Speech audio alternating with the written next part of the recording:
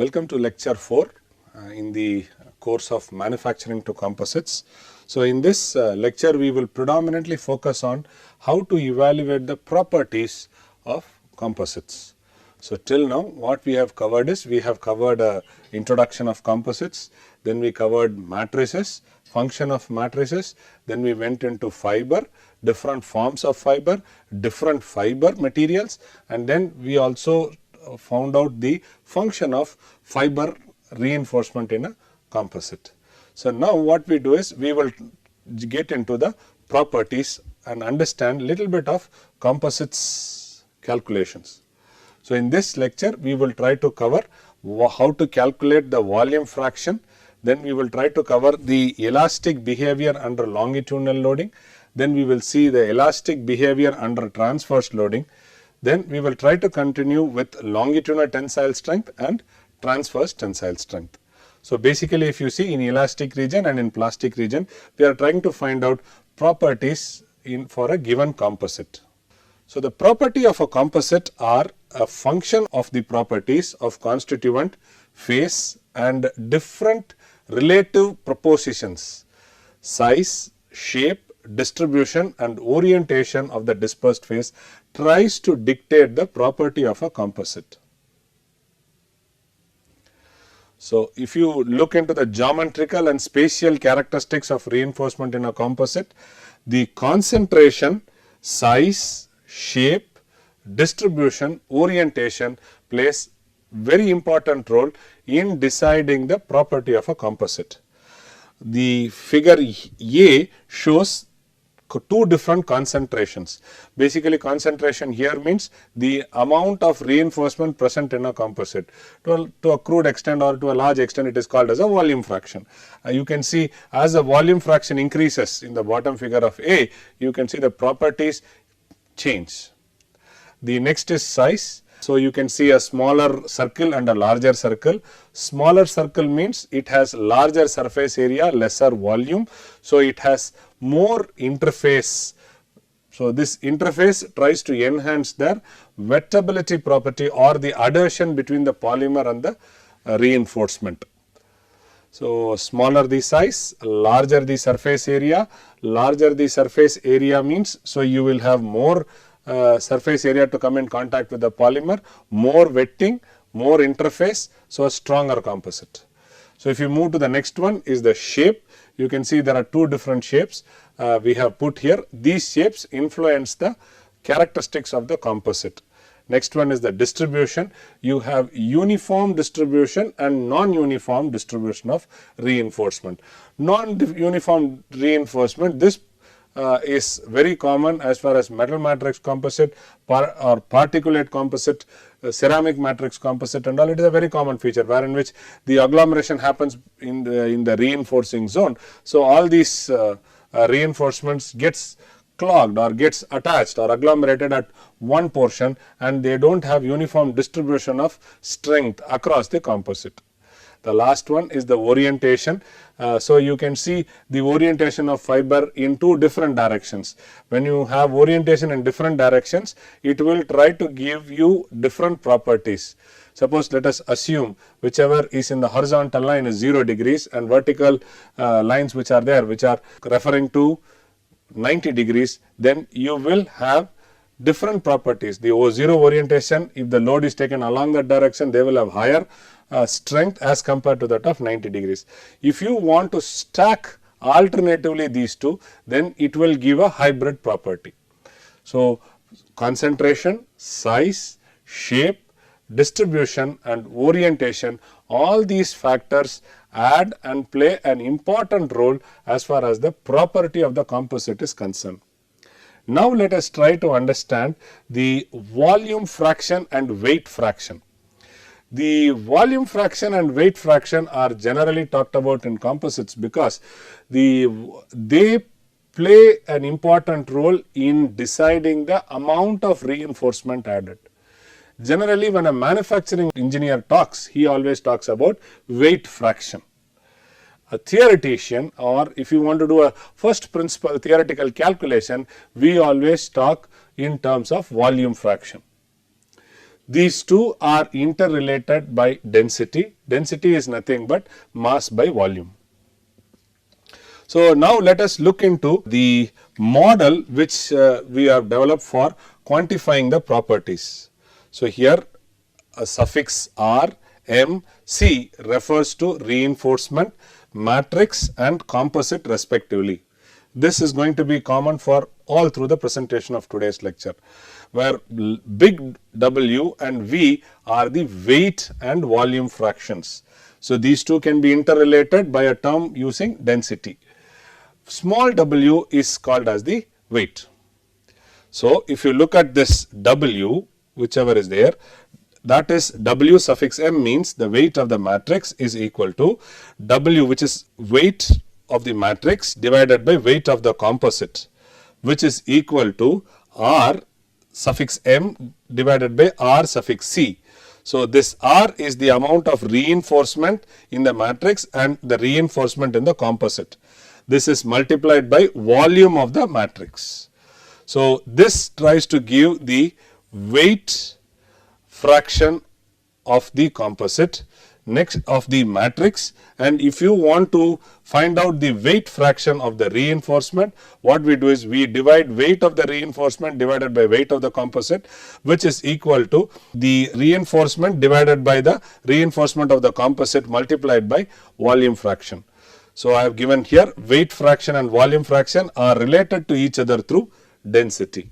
When the volume fraction of the constituents are known, then the same equation can be related as RC equal to R suffix of F, that means to say fiber multiplied by volume of the fiber plus R of suffix M matrix and volume of matrix. So this calculation came from the previous one, and when we wanted to do with respect to weight constituent, so we just do 1 by RC is equal to weight of the reinforcement divided by R suffix F plus weight of the matrix divided by R suffix M. This equation may be applicable to other properties of composite also. A very generalized equation is given here. So where X represents any particular property and the suffix C, R and M refers to composite, reinforcement, matrix respectively. So the next topic of discussion will be a model for quantifying the properties. So as we discussed earlier, there is a relationship between density, weight, that means to say weight fraction, and volume fraction.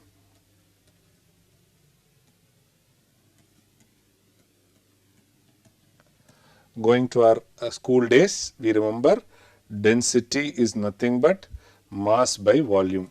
We just have to use this in this equation to find out a relationship between density, weight fraction and volume fraction. So let's start. M, which is the mass, total mass, it is nothing but mass of the fiber plus mass of the matrix. As I written earlier, mass is equal to rho into volume. This is volume.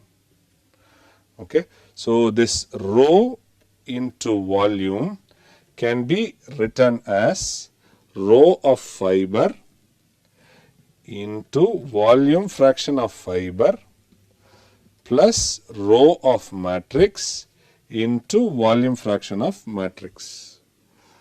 So this further can be written as rho of F into F, I will tell you what is F, into V plus rho of matrix 1 minus F into V.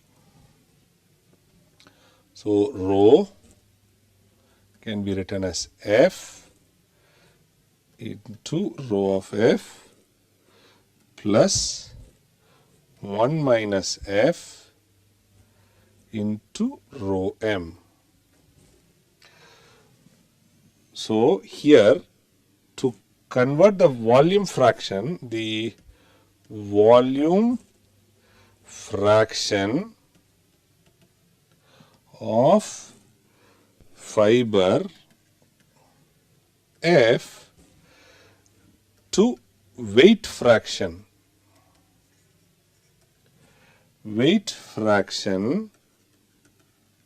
of fiber, that is nothing but FW. We just need to establish a ratio between the mass of the fiber to the total mass.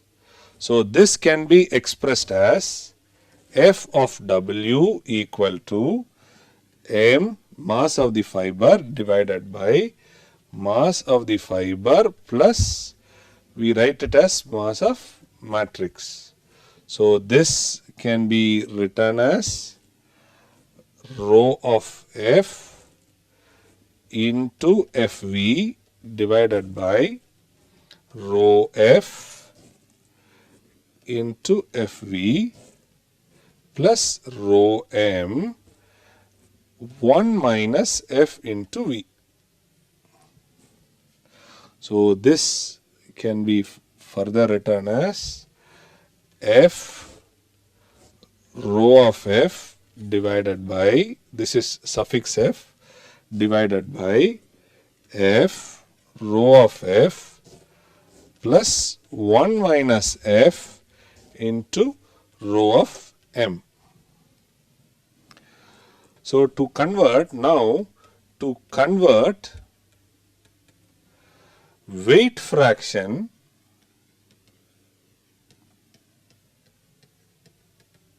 what is weight fraction? Weight fraction is S, the FW, to volume fraction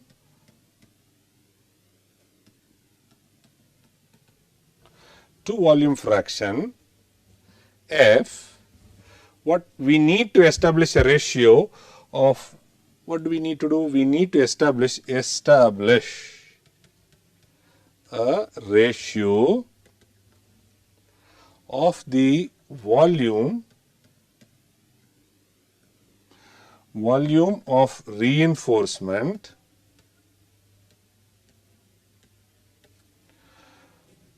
to the total volume of the composite. This we have to do. So to convert the weight fraction FW to volume fraction F, we have to just establish this. So how do we do it? F equal to volume fraction, this is volume fraction plus volume fraction V of M. So F can be written as mass by density. This is written by mass by density of fiber plus mass of the matrix by density of the matrix.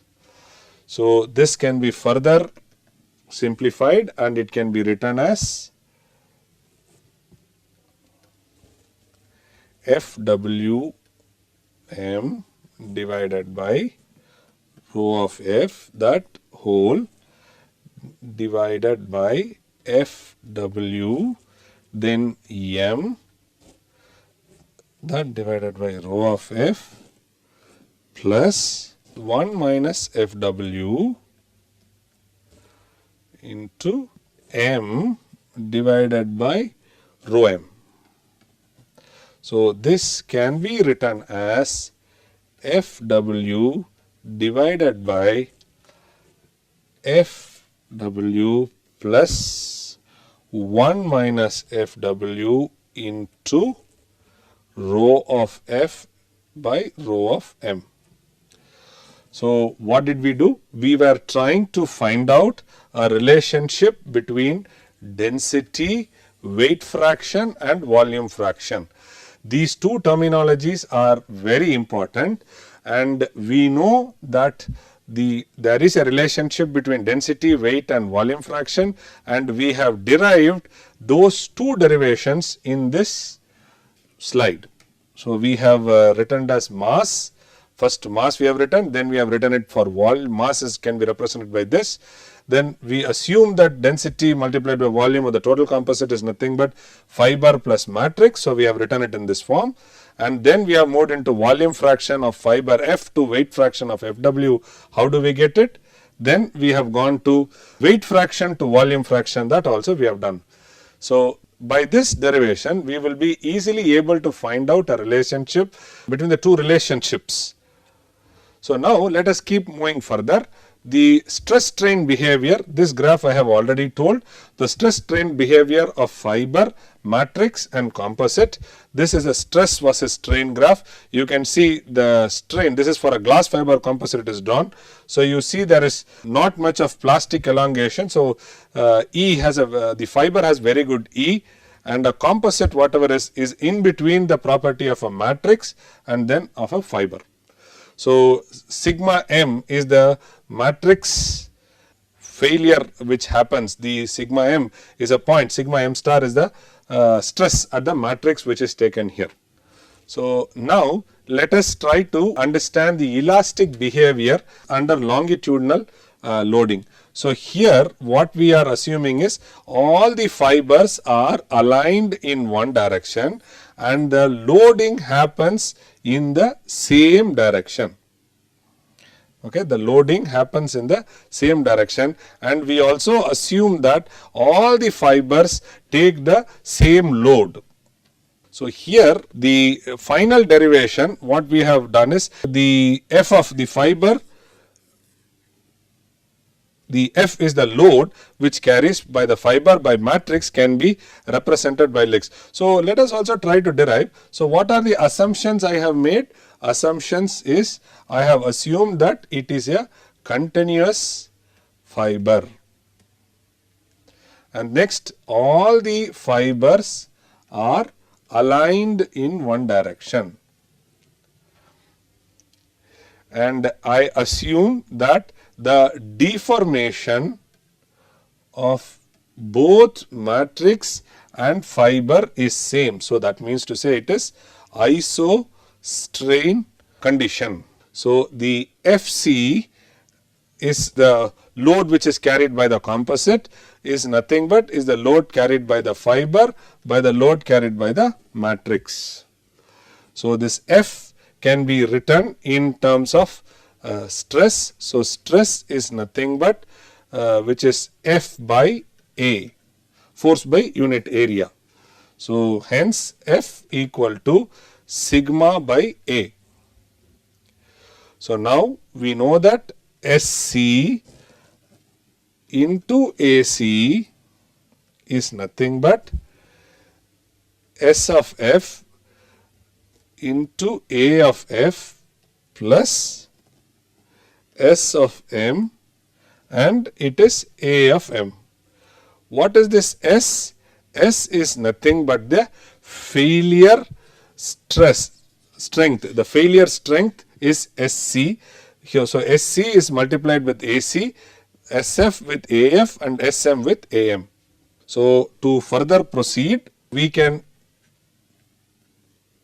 obtain this equation, S of F into A of F by AC plus S of M into A of M divided by AC. In this equation, the total cross section area of the composite we are dividing. This AC is the total. This AC is nothing but the total composite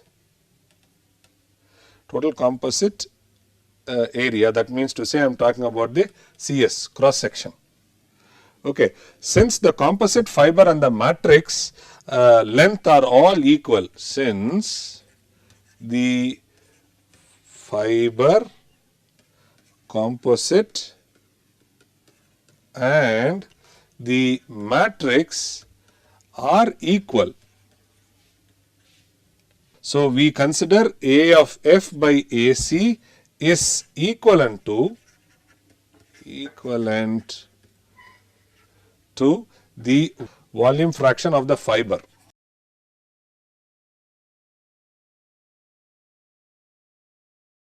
which is nothing but V of F, and A of M by AC is equal to the volume fraction of matrix, which is nothing but Vm.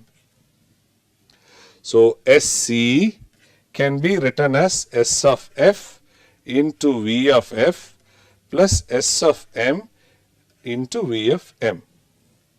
So it is assumed that the strains in the composite, fiber and matrix are equal. I said about isostrain condition. So S of C divided by EC is equal to S of F divided by E of F into VF plus S of M by EM into Vm. So when the deformation of the composite, fiber and the matrix is assumed to be elastic, so then sigma C by EC is nothing but EC sigma F by EF is equal to Young's modulus of F. Then sigma M by EM is nothing but E of M. So here we assume, what is the assumption? We assume that composite, fiber and matrix are assumed to be inelastic. Assumed to be elastic. Okay. What is E? E is the Young's modulus. This is Young's modulus. I write it down. E is Young's modulus. Modulus of elasticity. So which can be represented as EC is equal to E of F into V of F plus E of M into V of M. So by modifying this equation, what we finally get is modifying this equation, modifying, we get the EC equal to E of F into V of F plus E of M 1 minus V of M for the composite consisting of only fiber and matrix. These are all assumptions we make. So we assume that V of M plus V of M equal to 1.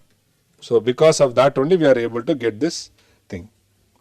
Thus EC is equal to E of F into V of F plus EM into 1 minus VF.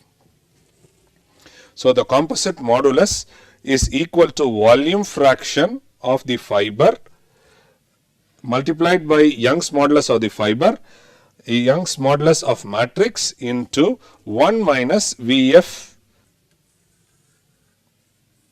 This is a very important derivation. You can expect some simple trivial problems to be solved in this using this formula. On similar lines, we can also do a ratio of loads carried by fiber and matrix. So the ratio of loads carried by fiber and matrix is given as F of F divided by F of M, which is nothing but E of F divided by E of M into V of M by V of M. So the response of the composite remains elastic. This proportion will be independent of the applied load. So here you should remember this point. Response of the composite, whatever we have taken for derivation, remains elastic. This is independent of the remains elastic and independent of loading. Independent of loading. Higher the modulus, the volume fraction of the fiber is high, the higher will be the load carrying capacity. So in this derivation, we have till now what we have done is two derivations we have done. One, we have done how do you find out a relationship between density, weight and volume fraction. How do you convert volume fraction into weight fraction? How do you convert weight fraction into volume fraction? Then we have seen a stress strain behavior of a fiber, matrix and composite. So you can see fiber. So now it is very clear, as and when you increase the volume fraction of the fiber, the strength of the composite also increases. So we have derived this. We have derived the elastic behavior under longitudinal loading. We have taken assumptions. It is continuous, fiber is aligned, and the deformation is isostrain. That means to say uniform strain. So we have derived it, and then we have proved it finally that the f of f, the ratios of the load carried by the fiber and matrix, we have found out. We have said f of f divided by f of m equal to Young's modulus of the fiber, Young's modulus of the matrix, which is multiplied by the volume fraction of the fiber and volume fraction of the matrix. So now let us see the elastic behavior under transverse conditions. So here again we consider it is a continuous fiber. So again here the assumption is it is a continuous fiber,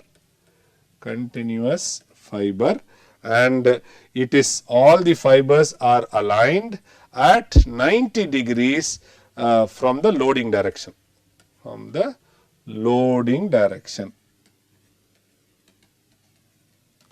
So here 90 degrees, and the other thing is the stress in composites is equal to, that means to say uniform stress is applied, stress on fiber, and this is equal to stress on matrix. So that means to say S of C equal to S of F, which is equal to S of M.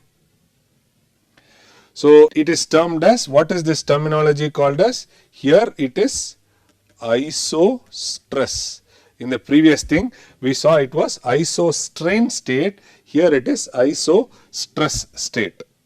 So the deformation in the constituents or the composite can be written as the DC is equal to E of C into T of C.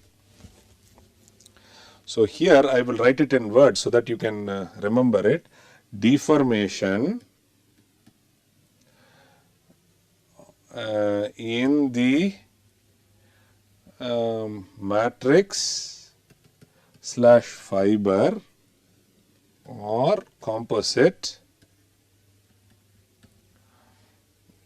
is a product of strain and the corresponding cumulative thickness.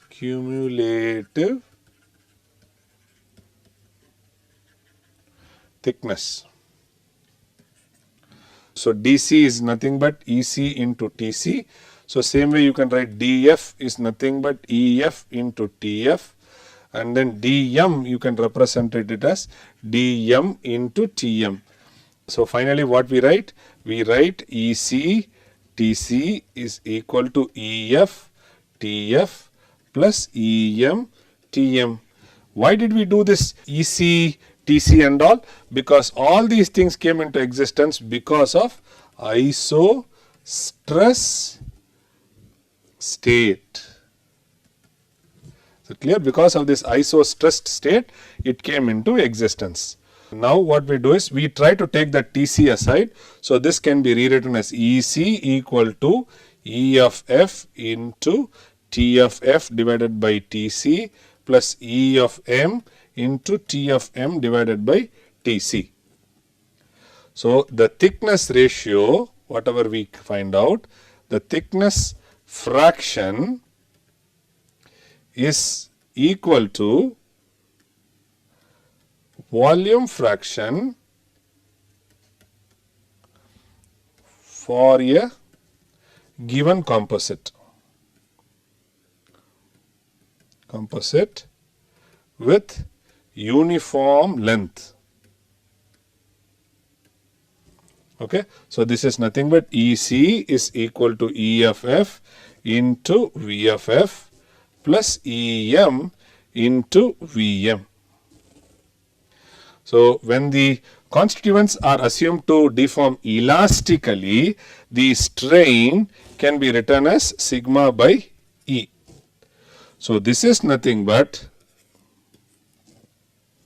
this can help in writing S of C divided by E of C is nothing but S of F divided by E of F into V of F plus S of M divided by E of M into V of M.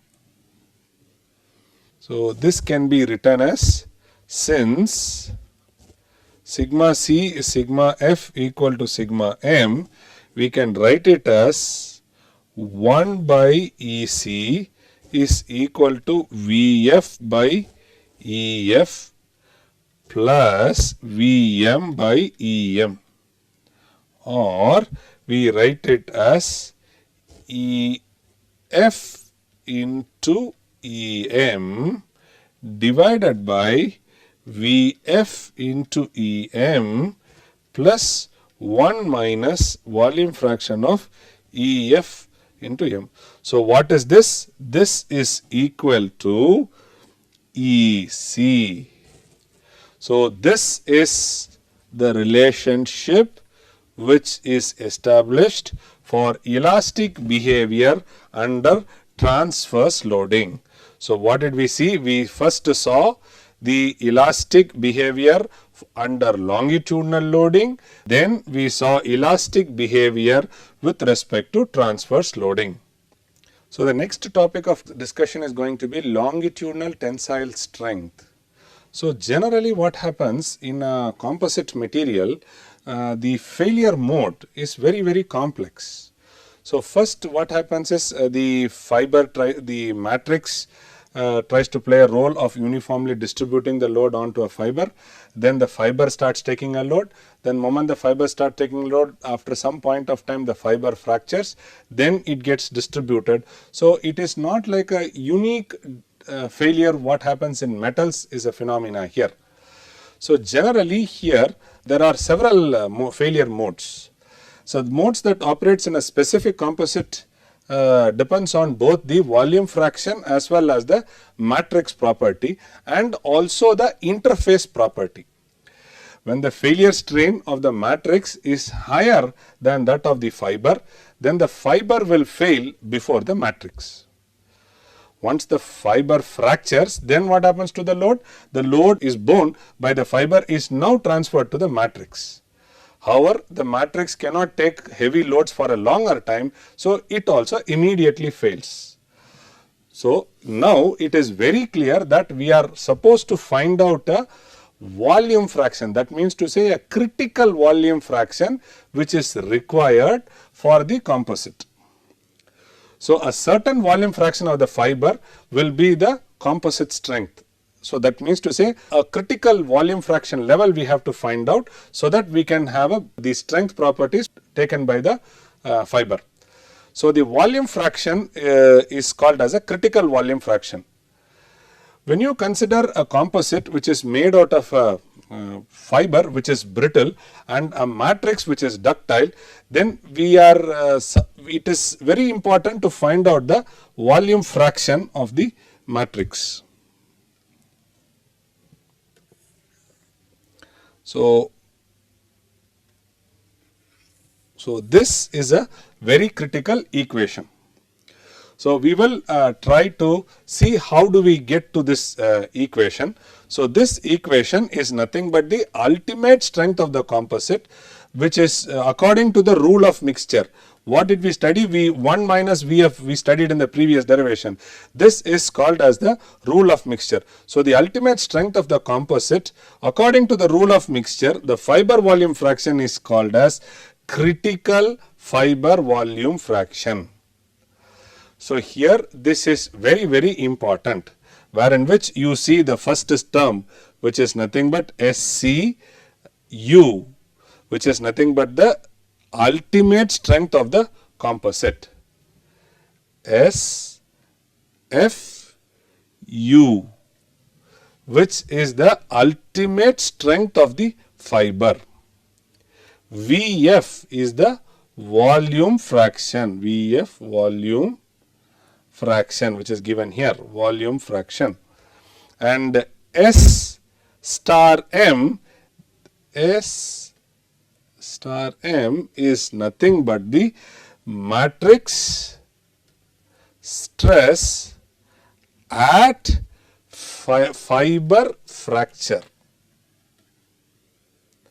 at fiber fracture strain, which is nothing but E of F. So, if you want to really derive this equation, so we can, in a real sense, in a real strengthening by fiber only when ultimate strength of composite exceeds the ultimate strength of matrix. So, CSU is equal to CFU into VF plus SM star 1 minus VF, which should be greater than this. So, in this equation, the critical fiber volume fraction must exceed the strength, the strengthening effect of fiber. So, an effect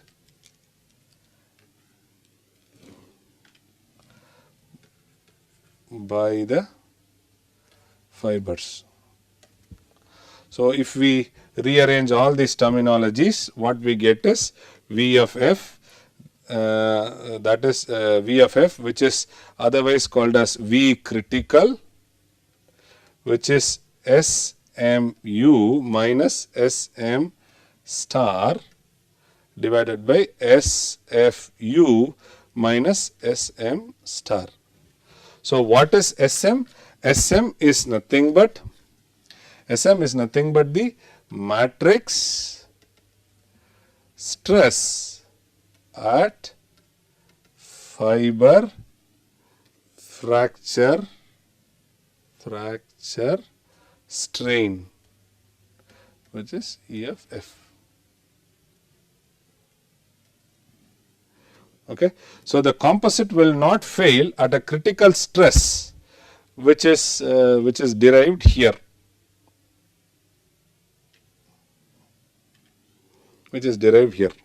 The composite will not fail at the stress indicated in this equation.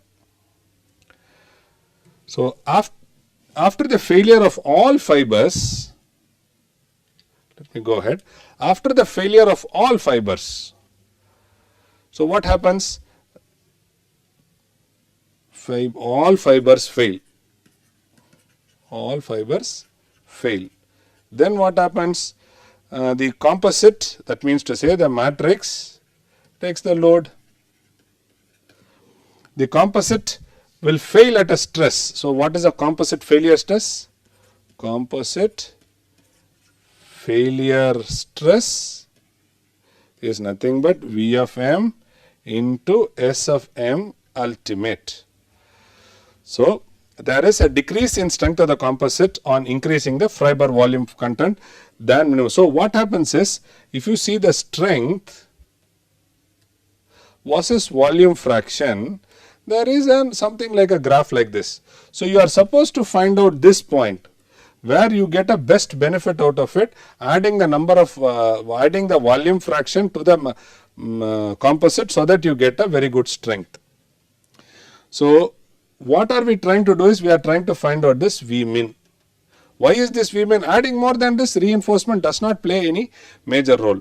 So, the ultimate strength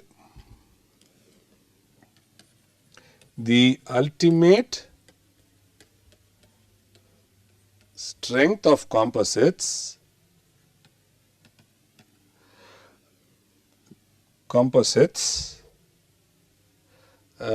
is when V min, when I think fiber we can say, when, okay, so I will rewrite it, ultimate strength of composite when the fiber content, if it is less than V min, what we get is, see, ultimate is nothing but SMU 1 minus V volume fraction of F. So, when the fiber content is more than V min, then what happens? Then SCU is equal to SFU VF plus S 1 minus V of F SMU 1 minus V of F. So, we can say V min, that is V min is equal to SMU minus SM star by SU plus SMU minus SM star. So, if you look at it, so this derivation is very, very important, which tries to talk about what should be the critical V, so to get the proper output. So, if you go, if you plot it in a curve which is shown here, you can very clearly say this is the V min. What did we do is only this calculation, and you see here V critical, this is V critical, this is V min. We have found out the both. So, this is for sigma C for a composite 1 minus Vc, and this is for sigma U. So, this is for sigma with respect to ultimate in a composite, ultimate with respect to matrix. This is sigma which is ultimate with respect to fiber. So, this graph very clearly tells us there is a critical volume fraction for the fiber which you have to take, and there is a minimum which you have to take, such that you try to balance the load taken by the composite and by the matrix and the fiber. So, when we proceed further, when we have to look for the transverse tensile strength. So, in the transverse tensile strength, the strength of the continuous and the disc and the unidirectional fiber composite is highly anisotropic, and it is normally designed to take the load in the fiber direction. So, during service condition, the transverse tensile load may also be encountered. So, if you want to figure out this, so generally what happens in the transverse tensile load, there is always a prematured failure. Since the transverse strength of the unidirectional fiber is extremely low, there is always a prematured failure. So, sometimes they say composite has a prematured failure. It is because that the loads are not properly balanced by the loads taken by the composite is not properly balanced. So, in case of reinforcement effect, the fiber is sometimes has a negative effect if you load it in the transverse direction. So, with this we would like to come to an end for lecture 4. At the end of lecture 4, we will try to post some MCQ questions. You have to solve those MCQ questions and post it back the answer. So, thank you very much.